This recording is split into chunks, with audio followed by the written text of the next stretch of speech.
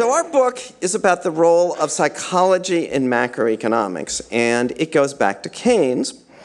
And Keynes not only explained how we could get out of deep economic crises by fiscal stimuli, he also explained how psychological motives, which he called animal spirits, result in economic swings that get us into booms and busts. The trouble is, if capitalism produces excesses, as we know it sometimes does, then there's a role for regulation and sort of good common sense in putting some limits to that. And so that's where animal spirits comes in. There's a role for government. Alors, dans la présente décennie, le gouvernement doit assumer 3 grandes responsabilités sur le plan économique. Premièrement, tirer les bonnes leçons de la récession. Deuxièmement, affronter le changement démographique. Et troisièmement, accélérer la croissance économique.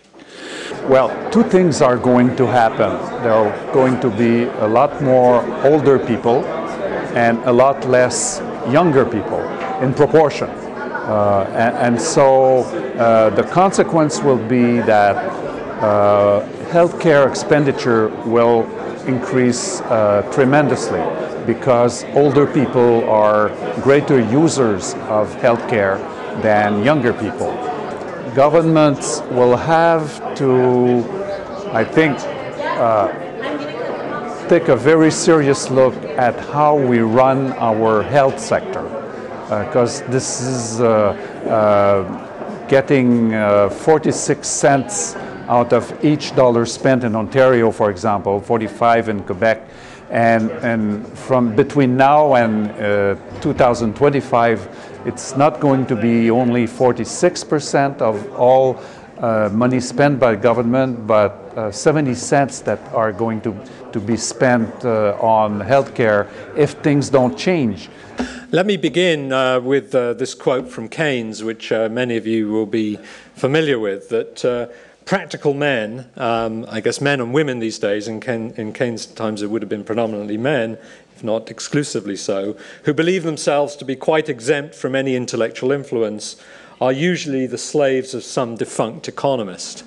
I think nowhere can that be more said to be true than in the run-up to the global crisis. But what matters, and I think what's come out of the crisis, is that we need to think about how we achieve public value, how we have individuals not necessarily acting in their narrow self-interest, how we have institutions like financial institutions being able to act more broadly in the public interest. And the answers to those things don't often lie necessarily in having the state come down and dictate from on high how the world should change. I think we need to, what I think we're seeing in the world is a desire for more public value, but not necessarily a desire to have the state be the sole arbiter of public value.